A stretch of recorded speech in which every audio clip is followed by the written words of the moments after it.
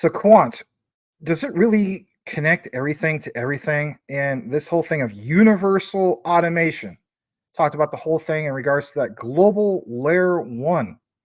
So as much as we've done the whole thing of many deep dives in this regard, I'll show you some more examples, but this time, you know, a little bit of the nerd techie stuff, but not to the point where it's going to bore you. Actually showing you guys some code in regards to Overledger and showing you some basic examples of how this really works and why it's important and why you want to pay attention to it. We always talked about the sandbox, when it comes to Quant. So on this, Quant Papa took a really nice screenshot. Some people have requested, can you give us some API examples with this actually like a screenshot showing what it's actually doing? Okay. So as you can see here, it says sign a transaction in Sandbox with application key. You may be wondering, like, why even mention some of this stuff? Well, it's pretty important. So I'm gonna try to zoom in as much as I can. I can't zoom in all the way on this particular one, but you are now seeing a great demonstration of the actual Overledger. And I thought this was very important to share this with you guys because we don't really do this that much. So I know I'm out of the frame, but the focus should be not on my mug, but on the material. Sign a transaction in a Sandbox with application key, takes the payload from our preparation APIs and signs the transaction using a private key.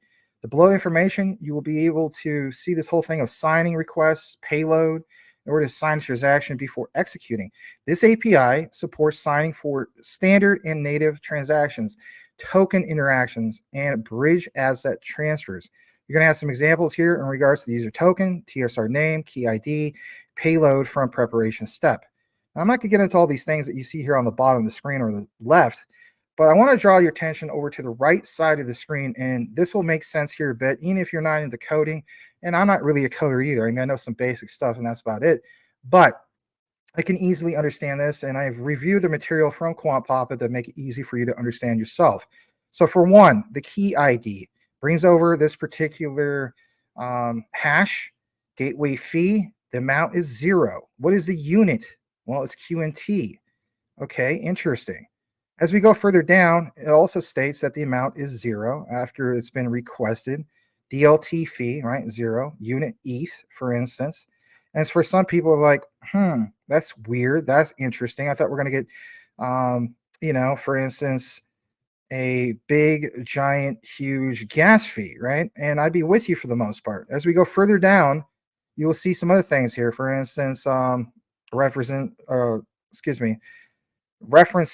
a gas fee. And then on the very bottom, you see, for instance, hard fork London. I wonder what that could be. Well, that was me being sarcastic. But getting into the next part of this, here's this even more zoomed in. So the point is, all these people saying that there's going to be like these huge fees as far as QNT itself, as you can see at the top, that is not necessarily the case. All right. Now for retail gas fees, yes. All right. So that is also worth pointing out. Getting more into this, we also see here this example as well. Gateway fee amount 0. Unit, is basically QNT. Going to the next page. Key characteristics of Overledger bridges. This is something that we talked about for a bit. I'll come in the frame for just a brief moment. And what's really worth paying attention to, if you're the type of guy that's been following this for a while, is, like I said, the utility that's in motion. Do we actually have that? And is things already prepared for not only the bull run and so on, but really for institutions and so on? Because that's where the big money is. And my thing is this, the answer would be yes. So key characteristics of the Overledger bridges. While burn and mint is a commonly used approach to bridges, it's made particularly effective and easy to deploy through Overledger's pioneering and proven interoperability tech and underlying chain agnostic smart contracts. We're going to talk more about some of these chain agnostic smart contracts towards the end of the outline, but the key characteristics for you are these specific Overledger bridges, which are the following. So number one, they do work with different DLTs and networks. If Quant's going to boast about the whole thing of, working with 100 plus blockchains to be fully interoperable and so on, well, that has to be a thing. Number two, being able to interact with the Overledger's APIs to provide a standardized gateway and messaging interface. How do we already know that? ISO TC307, the Quant network standard, is a huge deal, and especially when it comes to those working groups. Number three, this whole thing of atomic asset transfer, which avoids double spending. You've seen these examples even with Hedera, where you don't want things to be counted twice, especially when it comes to votes, by the way. And also, you don't want anybody to pay double on anything. Otherwise, what would be the point of using that particular tool or that platform? Number four, they are auditable, allowing third parties to verify when, where, and by whom the asset transfer was initiated, as well as providing real-time confirmation of the asset transfer phase. Now, even when Tokenizer was on the show, we did some examples for you guys in regards to SATP and the whole thing of the bridging of that. So you have this basic breakdown of the standard Overledger bridge protocol. And of course, how it starts off with the client application, goes down to, for instance, the SATP bridge. But again, when it comes to Quant, gateways definitely stand out. When we talk about Quant being the API gateway to everything, it literally is. But once you see more examples of that with the actual Overledger platform with visuals, it just makes you feel like, wow, this is a real thing. And I'm going to get into some of that here in a bit. So those gateways break down to some of the token smart contracts. And that's one key thing I want to point out with you before we get into the rest of the material. When we get into this part, you're going to see even Bitcoin, for instance, right? Like, the tech that's involved, the networks, okay? Here's on the left side, you got all these requests, the parameters, right? I'm not going to bore you with all that because it's kind of nerdy. But on the right side, you see, for instance, location, technology, network, testnet. So technology would be Bitcoin.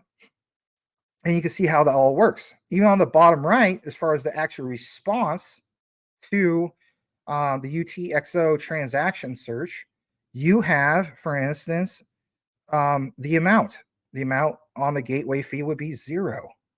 And that is so crucial. I don't know if you guys can see that on the screen. Let me zoom out for a second.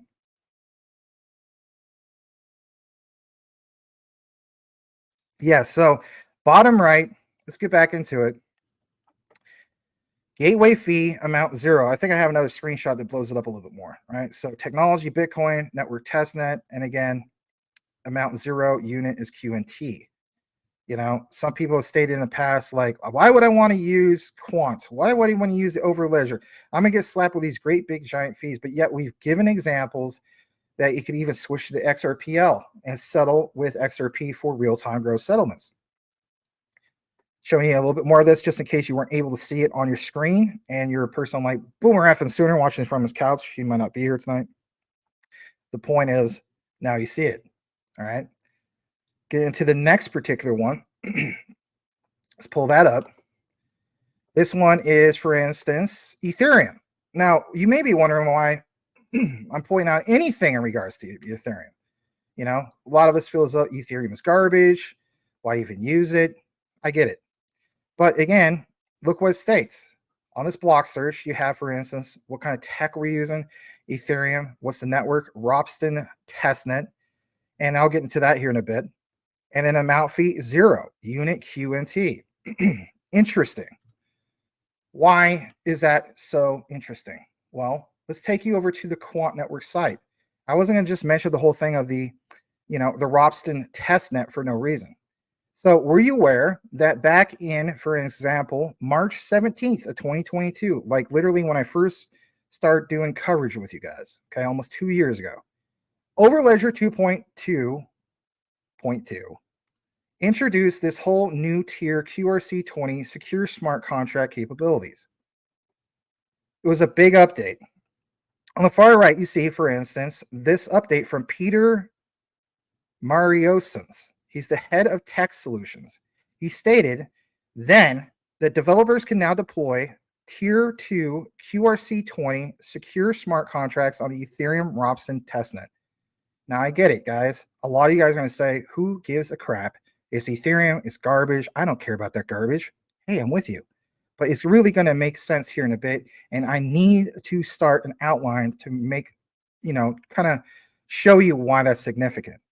So again, Overledger 2.2.2, which is a multi-DApp, allows developers to deploy two-tier QRC20 secure smart contracts using Ethereum Ropsten testnet.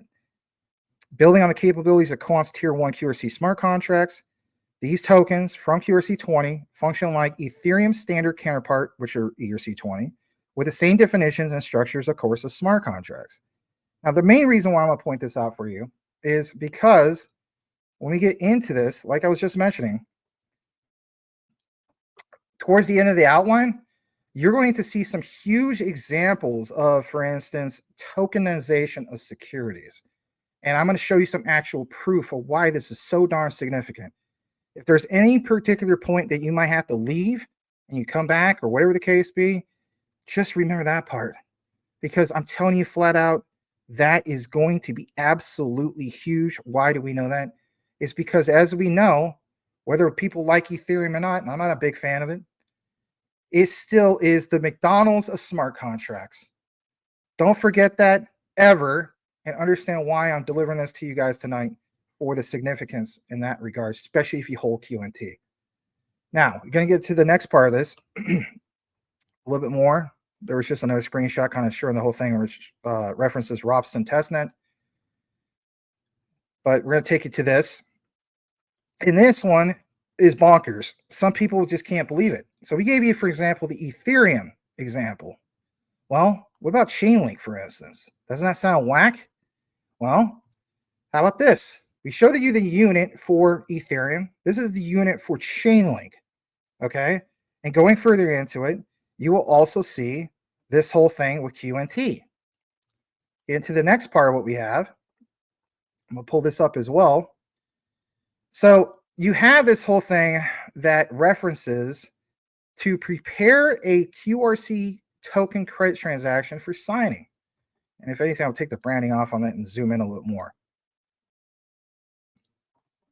A lot of people have mentioned this, and I know this is super tech kind of tonight, but people wanted to see examples of how QNT's utility would actually be used on any of this. If we're going to talk about QNT connects to everything, how can we consistently, it's kind of like, reference like the back end of anything, and if it's not really connected, then how does it really work? Well, this is an example of how it works. To prepare a QRC20 token credit transaction for signing, think about that, guys. Like even when we go to purchase something, something big, small, whatever, that involves a contract and the signing of that contract, whoever signs for that contract is the person that basically is going to complete the contract, right? Like it's no brainer. So this states that this transforms a transaction request ready to be signed and returns a request ID for executing. The supported transaction type is create credit, which will allow you to make a payment to another specified account. Ooh, another specified account? I wonder what that could be. Well, it could be anything, because we know that Overledger connects literally to almost just about anything. And this is why I'm saying that, or especially the guy from Make, that Overledger, for instance, is a universal automation platform. I mean, think about that for a second. So you have all these requests, unique reference to the ledger on a particular ledger network, and then you have all this code, but it's there. It's not a nothing burger. On the far right, you even have Overledger referenced here. So in this case, like an Ethereum smart contract, obviously referencing Ropsten testnet. What's it say? To create credit, urgency. Well, it's just normal urgency. Then it's got a response, and then does it kick it back with? The OVL, as in, for instance, Overledger's ledger. I know it sounds kind of crazy, right? The OVN itself, but on a ledger transaction message. Then even on the final request, and I just zoomed in more for you, you see Overledger. So yes, the answer is yes, that it does sign off on all of this once it's done. We never had examples of this before. And I really appreciate the research from, Quant Papa. I'm sure Tokenizer does this type of research too. So getting into this a little bit more, just in case some people want a little bit more technical side of this, amount is 0, unit is QNT. This other request, unit ETH, again, the chain at Ropsten, going further down, references some things when it comes to gas fees. Hard fork London, kind of funny how that's mentioned. Let me get out of this for a second. Here's another example. QRC721 token response. This is in regards to like NFTs. And you may be wondering, why am I showing you this? I'm going to get to that. Token name, QNT, NFT, current supply, gives you the values. Again, references the network. And then, of course, look at this. Would you like other examples of other networks? Well, yeah. There's a bigger, list than this. We could even do XRP. How do we know that? I showed you guys the demo of that. But this even further pounds it home that, guess what? It's not just XRP. There's even Polygon there.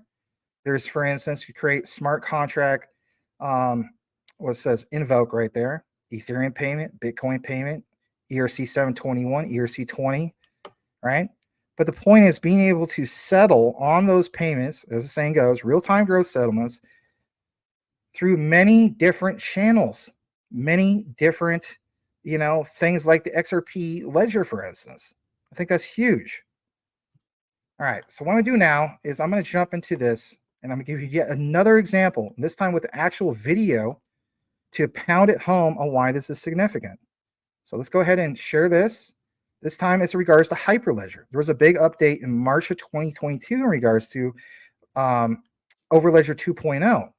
So this is a particular video. Quant Papa is fast forward to it. This is this is Hyperledger in depth.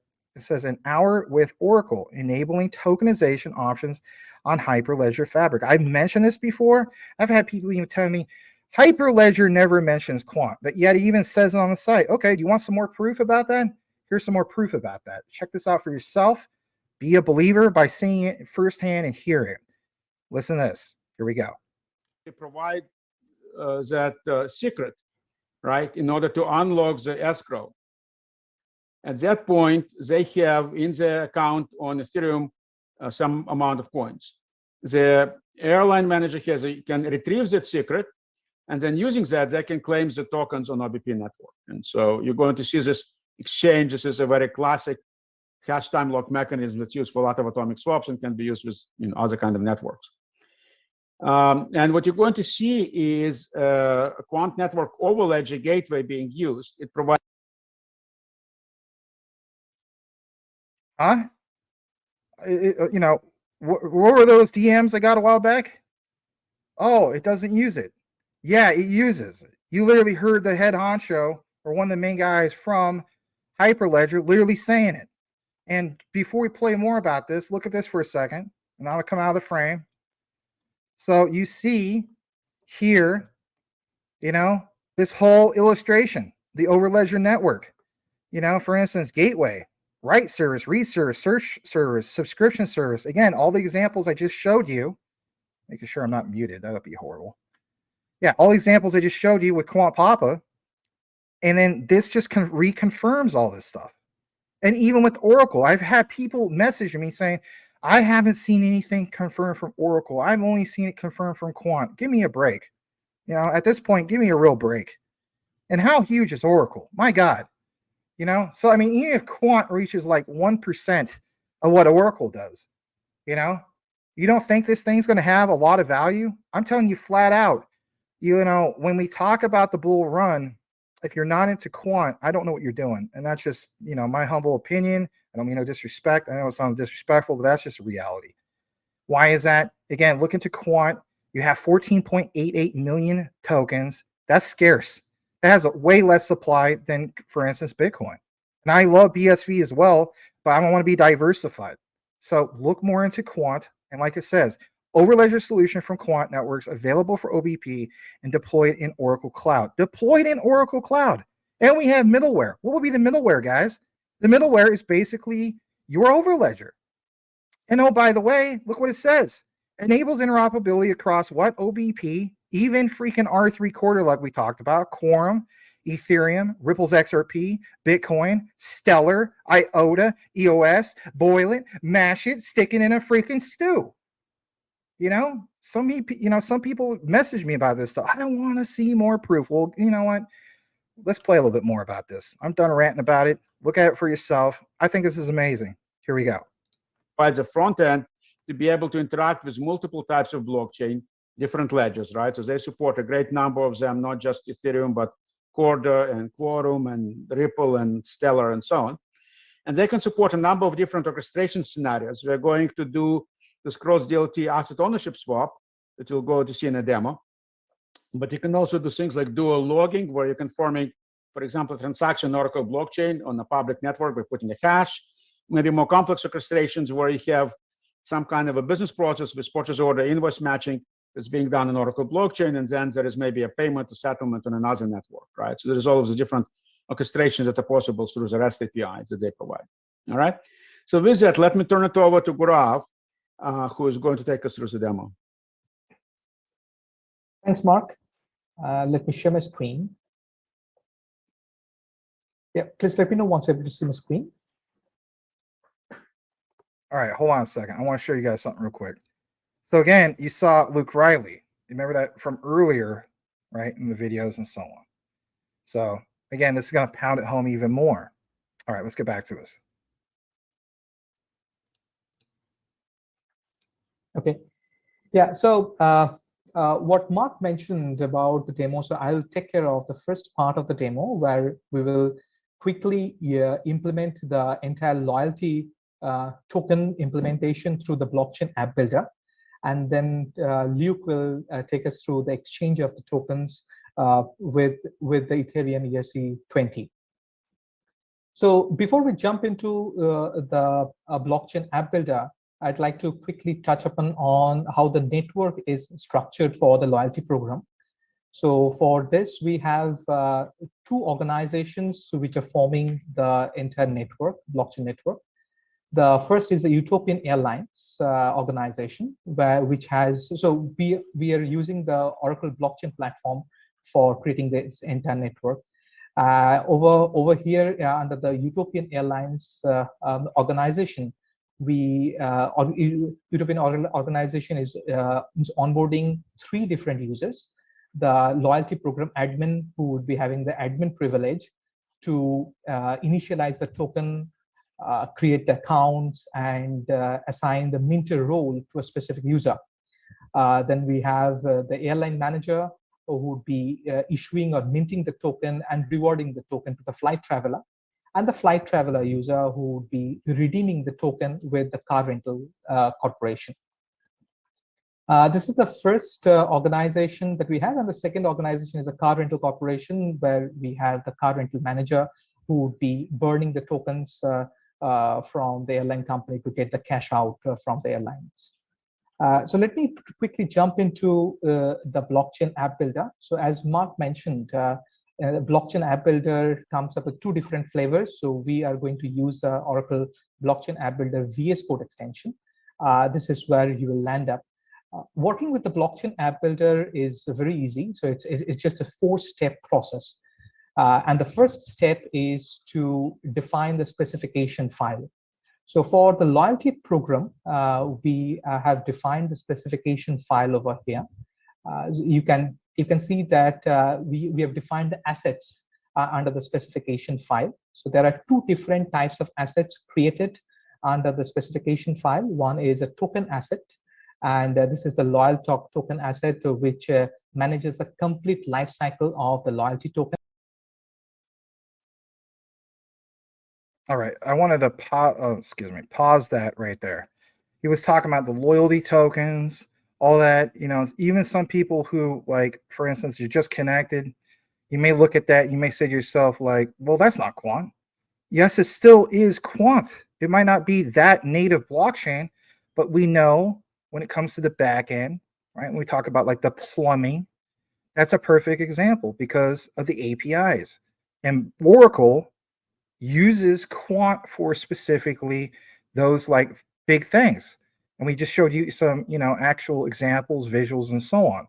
So when we talk about that Quant is connected to everything, you literally saw this gentleman from Oracle give you some examples, but especially when it comes to like what? Airlines. And we're talking about loyalty programs from those airlines, rewards, you name it, maybe frequent flyer miles. When we talk about the tokenization of these particular things like assets and so on, like he was talking about, you kind of have an idea how that works. I'm going to show you another visual about this here in a second, and we're almost through this, right? It's not going to be like a 2-hour deep dive on this. So there is this that I'm going to talk about, which is obviously SATP, and you saw the examples that he was referencing in regards to SATP. So this is now on your screen. Client application, SATP bridge, gateway applications, right? Then from there to the token smart contracts, origin account, destination account. Gee, I wonder what those gateway applications could be connected to. Maybe the Quant's overledger? Yeah, exactly. Going more into this, check this out for a second. Quant, overledger and smart contract creation. Well, what's highlighted here? Thank you to Quant Papa. He mentions that, for instance, Quant's overledger streamlines the process of creating secure enterprise-grade smart contracts. Now, again, back to the whole thing of smart contracts. Don't forget what we are trying to learn here. What we're trying to learn here is understanding that this whole thing of, the reference in regards to ETH is not a nothing burger, and we're going to get into that here in a bit. It's going to be huge. You'll, in my opinion, if you've been paying attention, you're going to be like, wow, I didn't realize that. And once you do realize that, you are not ever going to doubt this, I don't think, for a second, even in the future. And that's okay. I mean, there's going to be new people, and that's all right too. But once you understand the greater picture of Quant, it all makes sense because they are literally connected to everything. And how do we know this? Well, it's the time that they put in. And Gilbert Verdian's background, I mean, he works with the IETF, the Internet Engineering Task Force. Who are they? They're the pioneers of the internet before it was mainstream since 1980 freaking 4. That's unbelievable.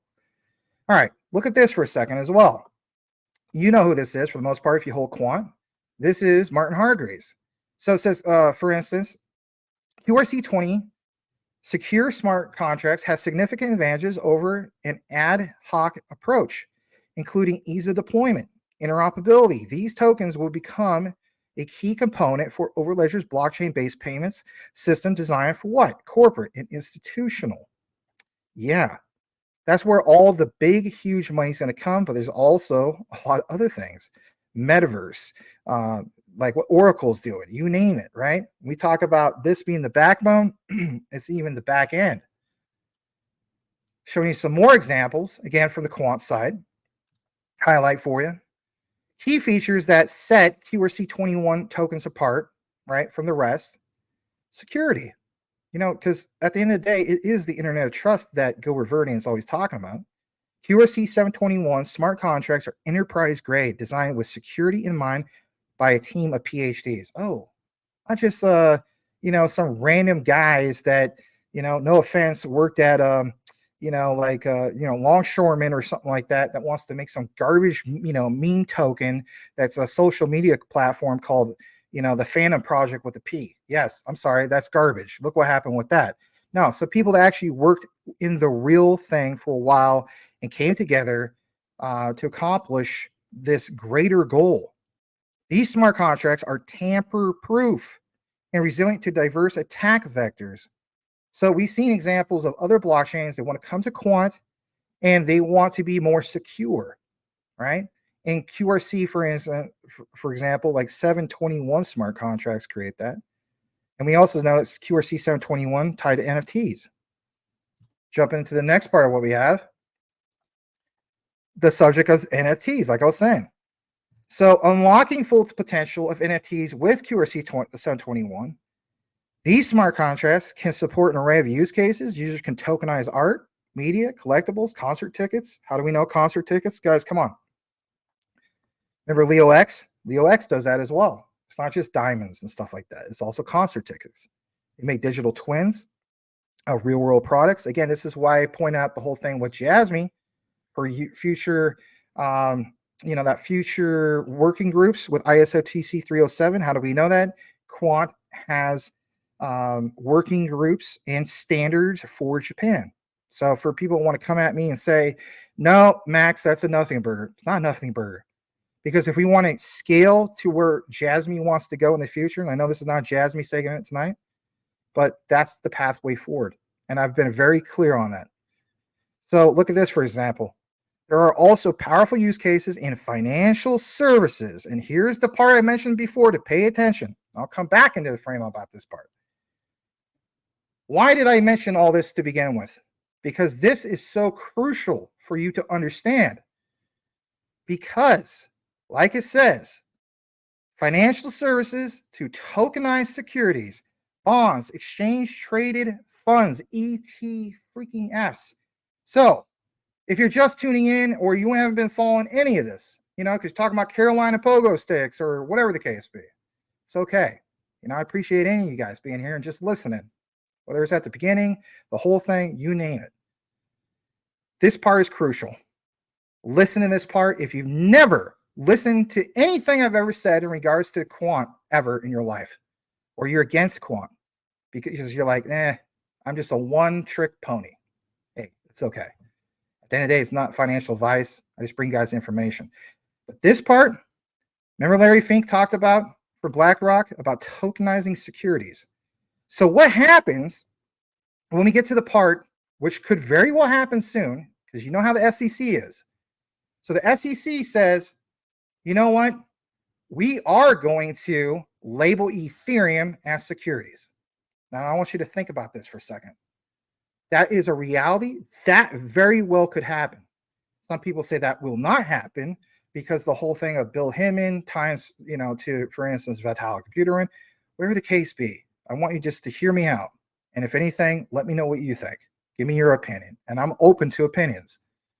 So if the SEC does come after Ethereum, like a lot of people have mentioned, and decide that Ethereum is labeled as a security, think about this. Quant tokenizes securities, right? And even stocks, because as we know where the future is going with that, it looks like stocks will eventually be, for instance, tokenized. Now, we haven't really touched more on the basis of how huge that is. I mean, if you add up the S&P 500 and the NASDAQ and all these other things, that is a lot of, that's like trillions of dollars in itself right there. Now, I'm not saying that Quant is going to tokenize all that. And even if they just get 1% of that, think about how huge that could be. So now when we talk about Quant being like 100x, or some of these predictions that you guys have mentioned in the past, is it safe to say that maybe we should think it could potentially be a 1000x? I know, I'm not trying to be like a moon boy. I just present what I have in regards to the research. But when you think about the broader picture, again, Oracle, that's just a small piece of the pie. But when we talk about these pies, stock market now, how huge could that be? How huge are bonds? And especially the whole thing when it comes to ETFs. We've had a nothing burger when it comes to ETFs so far. It was a big case of buy the rumor, sell the news. But it might not matter. And why could it might not matter? Because what Quant has already put into place, that is absolutely massive. And that's why Quant will consistently be just like, for instance, with XRP, and sometimes maybe one kind of goes above the other, as far as my opinion goes, for my number ones, right? And BSV is right up there as well. Don't get me wrong. So I think that's absolutely huge. And guess what? This part is not highlighting. That's okay. Quant also envisions the use of supply chain management and asset authentication, for example, to ensure that raw materials are sustainably produced.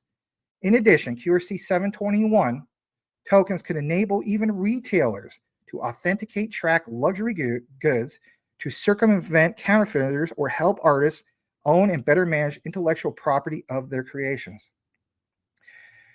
Think about this for a second. Solana has introduced that in their own smart contracts. What's one problem that we know when it comes to Solana? Their network goes down quite frequently, right? What happens if Solana goes down? What happens with Ethereum goes down? That's not good. What about Quant? Well, the beautiful thing about Quant is that if Ethereum goes down, they could just switch to XRP Ledger, for instance. They could switch to, for instance, Stellar. They could switch into pretty much whatever. That in itself is absolutely massive. And when those networks go down and this thing is fully implemented, it is the future and so on. What kind of value will be funneled in for Quant? Check this out for a second. I'm going to show you guys some visuals here in a second. Let's introduce this guy before we start wrapping things up. This is Enzo Villani. Who is he? He's part of Alpha Sigma Capital. He's the founder and CEO. He's a serial entrepreneur, no, not serial killer, with 20-year expertise as chief strategist to Fortune 500 companies. As the saying goes, he knows a thing or two because he's seen a thing or two, right? Private equity firms, venture capital. Enzo was co-founder of NASDAQ. Again, back to my reference of NASDAQ. Corporate Solutions, co-founder and chief strategy officer of 2 strategic M&A consolidations in the areas of investor relations, proxy solicitation, corporate governance, and financial technology. He was also key in consolidating over 10 service companies across 4 continents, representing 5,000 public companies, raising in excess of $500 million. In the blockchain industry, Enzo was chief strategy officer of Transform Group. Now, what I want to point out to you is what he's going to say here, because I gave you those examples of, like where we could be going here soon in regards to what, guys? The tokenization of stocks, securities, and so on. So is this guy going to mention Quant? The answer is yes. Pay attention to this. Let's go ahead and play this. Here we go. This was only 3 years ago when he mentioned this. And I'll give you something a little bit more recent. So let's go ahead and play this. Thank you so much for being here. If you appreciate the content, some people call this alpha. Hey, thank you. I'm not looking for that type of compliment, but I thank you. Smash the like, share the show, help us grow as a community. We are a community. So let's go ahead and play this. One of the companies we invested into called Quant Network is run by the person who is the head of cybersecurity for the Bank of England. The customers who he has CNET is 1,500 European banks and payment processors. And what this guy has done is he's created like a interoperability operating system between different blockchains. So different blockchains can talk to one another, or asset classes can go from Ethereum to whatever other asset. So it's very technical. I look at him like a Cisco router. When I'm like an internet guy, right? So I look at him and I say, you remind me of Cisco. You're like a router. And he is in now with MIT and Microsoft, and they're building some other, they're working for like the Federal Reserve Bank. Banks, the Boston one, the one in New York. I mean, it's so that's the technology is being used to do this. So for you, it may not be, you either might be exposed to it, but even if you're in a normal daily trading environment, if you're doing, algos and quant trading, the equities might be sitting on digital asset platforms. So you may want to learn a little bit about blockchain, how it works, might be sitting on digital asset platforms. And from the beginning, literally mentions Quant, literally mentions Gilbert Verdian, literally mentions MIT. All these things that we talked about in the past, and some people mentioned, oh, that's just speculative. Yeah, it's just speculative. There's nothing there. Yeah, there's definitely something there. There's definitely something there. All right, here's another one. This is a fireside chat. This was a little bit more recent. So this is February 3rd, 2022. And this one is slightly under 2 minutes. This is also Enzo, Villani. Let's go ahead and share this as well. Let's play it. You go with the people who are like, a true expert. Like the guy that runs Quant worked for the bank, worked for the UK and ran the healthcare payment rail system for 10 years, which is a huge, huge system. So of course he would be good at running CBDC, banking, interbanking. For someone who's younger, I would say anything that, I mean, it's hard to say like when you're just coming out of college because you don't have a lot of expertise in a certain area. But I would say that you can find people potentially, like if you have a great idea for, let's say, I don't know, a healthcare blockchain project. If you don't have the experience, you do what this person Dante did, was he found Ken Cron, who's the gaming legend, right? So you would have, so if you can convince a couple of key strategic angels or advisors that have healthcare experience in relation to what you're trying to do, that is a winner. That's definitely one of the it factors. Got it. That makes perfect sense. Okay, so even on that example, he was talking about healthcare. Who's Gilbert Verdian married to? Laura Verdian. She's a big, huge proponent of healthcare, and she has those connections. Healthcare industry in itself is going to be massive, and we even see, shout out to, Ripple and XRP, what they got going on in regards to healthcare. I mean, shoot, shout out to even JASMY. JASMY and Ripple both share one common partnership, and that's the CARE project.